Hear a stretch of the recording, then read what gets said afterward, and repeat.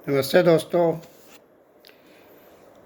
अ, अपने देश में जब भी कोई मेहमान आता है तो हम बहुत मेहमान को हम देवता मानते हैं और उसकी बहुत खातिरदारी करते हैं, उसको खुश करते हैं।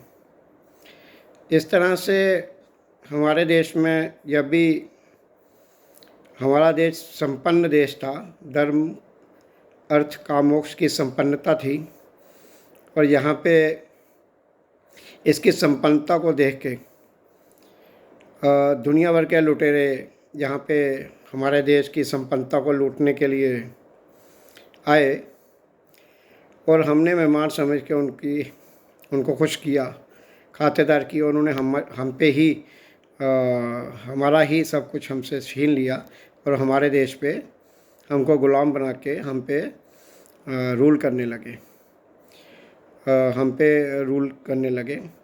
और इसी कड़ी में हम देखते हैं कि हम हिंदुओं में एक विशेष बात है, हम भारतवासियों में, कि हम इस चीज़ को बड़ी देते हैं, बड़ी अहमियत देते हैं कि कोई सक्सेसफुल आदमी हो या कैसा भी हो, उसको हम खुश करते हैं। खुश करने की हमारी ये जो है हमारे दिल में या हमारे माइंड में, उसको हम करते हैं और धोखा खाते हैं। और हम इसमें ये भी भूल जाते हैं कि हमारा कर्तव्य क्या है और तमाम चीज़ों को हम तोड़ देते हैं, तमाम शॉर्टकट अपनाने लग जाते हैं और खुश करते हैं। मेरा इस खुश करने का मतलब है, जो पॉपुलर टर्म इसके लिए यूज़ की जाती है, अपीज़मेंट। तो अपीज़मेंट की पॉलिसी हमने शायद सीखी हुई है इसी बात से कि हमारे हमारे जीन में है कि हमने खुश करना है। हमारे घर में कोई नेता आ जाए तो हम अपनी सीमा से बढ़ के या जितना हमारी औकात होती है उसके से भी बढ़ के कर लेते हैं ताकि वो खुश हो जाए। तो इससे हुआ क्या, इससे अभी यही काम किया गया। अपने ध्येय से, जो हमारा टारगेट है, उससे हम भटकने लग जाते हैं। अब गांधी जी ने भी यही काम किया, भाई खुश करना है। तो खुश किसको करना है? तो जहाँ पे तो कांग्रेस लड़ रही थी कि हमने भारत को आज़ादी दिलानी है, पर आज़ादी नाम की तो कुछ चीज़ उसके प्रति सीरियसनेस क्या थी, ये तो समझ तभी आने लग गया जब इनकी पूरी पॉलिसी ही अपीज़मेंट के ऊपर टिकी पड़ी है। खुश कर रहे हैं, अंग्रेज़ों को खुश कर रहे हैं। फिर खिलाफत आंदोलन हुआ जिसका इंडिया की आज़ादी से कोई रिश्ता ही नहीं। अब उसको भी इन्होंने उसका भी सपोर्ट कर दी। तो सवाल ये पूछा गया, कुछ देशभक्त उस समय थे जिन्होंने ये सवाल पूछा, गांधी जी ज़रा बताइए हमें कि इसका खिलाफत आंदोलन को जो आप सपोर्ट कर रहे हैं, जो इसमें इंडिया का, भारत का फ्रीडम स्ट्रगल से या भारत को जो आज़ादी दिलानी है उससे इसका रिश्ता क्या है? तो जवाब कोई है नहीं, क्योंकि खुश करना है भाई वो है मुसलमान है, उनको खुश करो, खुश रखो। तो खिलाफत आंदोलन के बारे में अपने श्रोताओं को बता देता हूँ कि ये तुर्की के लिए था, तो उसको सपोर्ट कांग्रेस ने किया। और कांग्रेस चूँकि उस समय एक अग्रणी पार्टी थी जो भारत के फ्रीडम स्ट्रगल को लड़ रही थी, तो ये एक तुर्की के इंटरनल मसले को इन्होंने सपोर्ट किया। अब उस सपोर्ट क्यों, इसलिए सपोर्ट किया। अब रीज़न सपोर्ट करना कोई बुरी बात नहीं है, सपोर्ट करना चाहिए। कोई चीज़ बुरी हो रही हो तो उसको सपोर्ट करना चाहिए, लेकिन सपोर्ट इसलिए किया कि भारत में रहने वाले मुसलमान खुश रहें। तो ये जो खुश रखने की एक चीज़ है, इसकी मोटी कीमत हम चुकाते आए हैं। भाई खुश कर दिया, भाई फलाना बंदा आ रहा है घर में, सबसे अच्छी चादर बिछा दो चारपाई पे, सोफ़े के ऊपर नए कवर लगा दो, और खाने के लिए तो चलो लाओ नई नई कुछ भी महंगी चीज़ या अपनी औकात से बाहर। तो ये खुश करने की जो प्रवृत्ति है ना, ये एक नेशनल करैक्टर सा बन गया था उस समय, कि हम उतारू थे।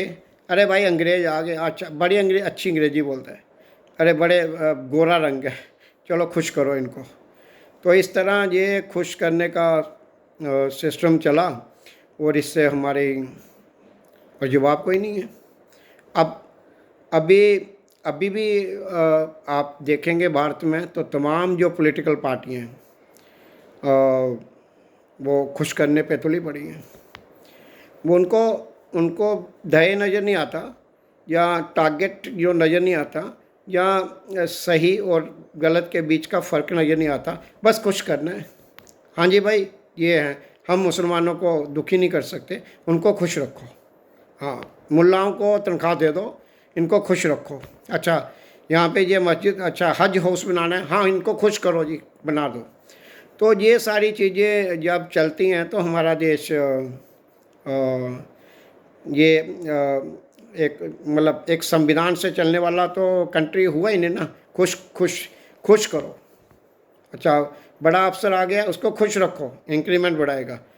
अब काम को देख के और संविधान के अनुसार जहाँ भी किसी कंपनी में या घर में या मोहल्ले में या देश में या कहीं पे भी है, या तहसील में जो जो काम होने हैं, या जो काम के जो प्रोसीजर हैं वो इम्पोर्टेंट नहीं है, खुश करो भाई, इसका फेवर हमें तब मिलेगा, खुश करो। तो इस खुश करने के पीछे जो दो चीज़ें काम करती हैं वो है फियर और फेवरेटिज़म, कि जहाँ तो डर लग रहा है उनसे तो इसलिए खुश कर दो, और जहाँ फेवर करना है भाई, फलाने को फेवर करना है। तो ये दोनों चीज़ें जब होती हैं, फेवर और फियर एंड फेवरेटिज़म, तब इससे होता क्या है, इससे नुकसान होता है, हमारे देश का नुकसान हुआ। और अगर हम कहीं काम करते हैं वहाँ पे भी नुकसान होता है, कि हमारा जो काम है, अगर कहीं पे कोई क्वालिटी इंस्पेक्टर है और उसे करना है, उसे माल को रिजेक्ट करना है जो भी प्रोडक्शन हुई है, तो नहीं जी, जीएम नाराज़ हो जाएगा, इसे खुश रखो, माल को पास करो। और जो माल मार्केट में नहीं जाना चाहिए वो जाता है, और लोगों को, कंज्यूमर को जो क्वालिटी मिलती है वो अच्छी क्वालिटी नहीं मिल पाती।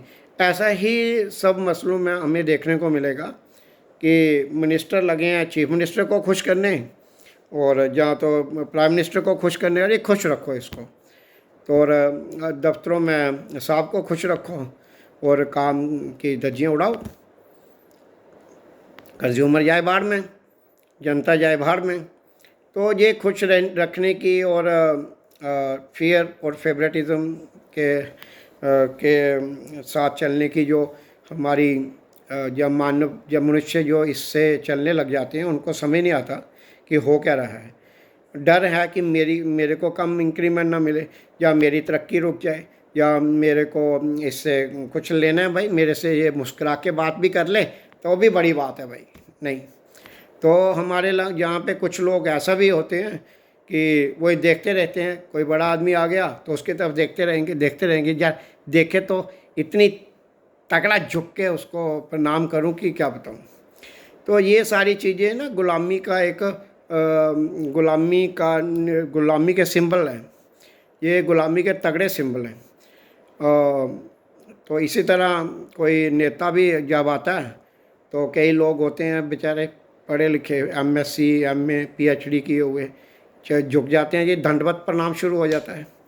तो ये ना जाने किस डर के कारण होता है, जहाँ कौन सी इज्जत हो रही है ये, तो टीवी में अक्सर हमें देखने को मिल ही जाता है। तो मेरा इसमें ये कहना है कि हम हिंदुस्तानी कब स्वाभिमान की से हटे होने की मार कब तक खाते रहेंगे। 100 साल हो गया हमको ये बताते हुए कि शर्म करो, थोड़ा इस स्वाभिमान को अपनाओ, इतना झुकने की ज़रूरत क्या है, इतना डरने की ज़रूरत क्या है, क्या बिगड़ क्या जाना है। तो ये थोड़ा सा समझने की ज़रूरत है मेरे सारे भारतवासियों को। मुझे क्षमा करें अगर किसी को लग रहा हो कि मैं लैंग्वेज में वैसे बात कर रहा हूँ, पर हम सबको ये सीखने की ज़रूरत है कि हमारा हमारा जो अपना हम है वो बराबर है, किसी से कम नहीं है। कोई मिनिस्टर है या कोई बड़ा अफसर है तो है, कोई बात नहीं, उसको अपनी वो एक जगह प्लेस्ड है और हम भी एक जगह प्लेस्ड हैं। जिस जगह पे हम प्लेस्ड हैं या हमारी जो स्थिति है इस ब्रह्मांड में, वो हमारी स्थिति है, और किसी की और की स्थिति है तो उसकी स्थिति है। अब किसी की स्थिति को बड़ा करके आंक के फिर अपनी स्थिति को बिल्कुल ही इनकॉन्फिडेंट होके और छोड़ देना, तो ये समझ लीजिए कि एक जिस तरह अर्जुन युद्ध के मैदान से भाग रहा था और श्री कृष्ण महाराज ने उसको वापस युद्ध के मैदान में लाया, ये वैसी स्थिति है। इसलिए दोस्तों, हमें ना डरने की ज़रूरत है और ना फेवरेटिज़म की किसी को करने की ज़रूरत है। हम धर्म के रास्ता, धर्म का मतलब ये नहीं है कि हम रोज़ अगरबत्ती जलाएं। धर्म का मतलब है सही काम और जो ऑपरेटिंग प्रोसीजर हैं, जो स्टैंडर्ड प्रोसीजर हैं या जो कार्य होना चाहिए, उसमें फियर और फेवरेटिज़म को हटा के हम वो कार्य करें तो वो धर्म है। तो इसके बारे में तो बाद में विस्तार से किसी और वीडियो में मैं चर्चा करूँगा कि धर्म क्या चीज़ है। तो ये इस तरह हम अगर काम करते हैं तो हमारा ये एक योगदान होगा अपनी कंट्री के लिए। और इक्वालिटी, ये इक्वालिटी तब तक नहीं आ पाएगी, और ये फेवरेटिज़म का जो कीड़ा है ना, इसने तो अच्छे टैलेंटों को बर्बाद करके रखा हुआ है।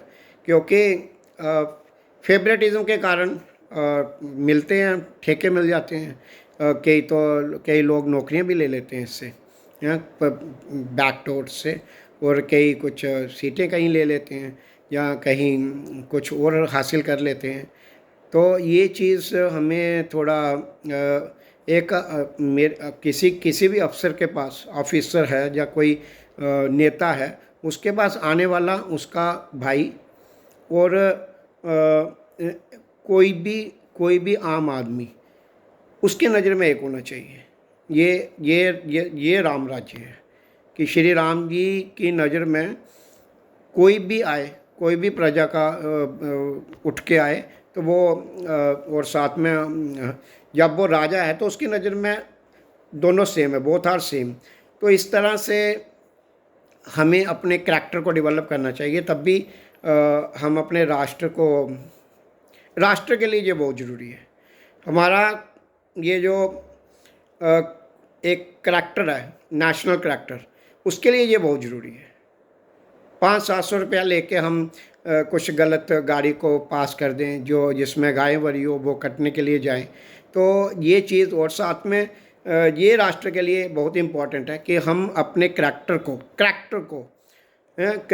के ऊपर ध्यान दें और कार्य उस हिसाब से करें। ये ना देखें कि हमारा सीनियर या मेरे 10,000 लोग नाराज़ हो जाएंगे। अगर आपका रास्ता सही है और सही डिसीजन लिया हुआ है और सही बात के लिए आप खड़े हैं, तो आवश्यकता नहीं है, किसी से भी डरने की आवश्यकता नहीं है। और अगर गलत है और आपके पास 1 लाख आदमी खड़ा है तो डरने की आवश्यकता है, क्योंकि आप गलत हैं। और प्रकृति, ये इंटेलिजेंस जो हमारे पास है, हमने ये बेशक पाई होगी, अब हमें तो लगता है हमारे पास है, लेकिन हमने ये इंटेलिजेंस इसी प्रकृति से पाई हुई है। और इसी प्रकृति से जिससे हमने इंटेलिजेंस पाई है, वहाँ इंटेलिजेंस बहुत ज़्यादा है, वहाँ पे अबंडेंस है इस चीज़ की। अब वो एवरीवन इज़ अंडर वॉच।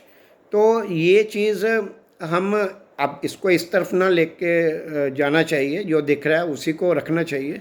तो अपनी हमारी जो बुद्धि है उसको हमने निखारना है, तो उसके लिए यही करना पड़ेगा कि हमारे डिसीजंस जो हैं वो फियर और फेवरेटिज़म से ना हो, और इस हिसाब से हम चलें, और इससे हमारा अपने राष्ट्र के प्रति सही योगदान होगा और हमारा राष्ट्र सशक्त होगा।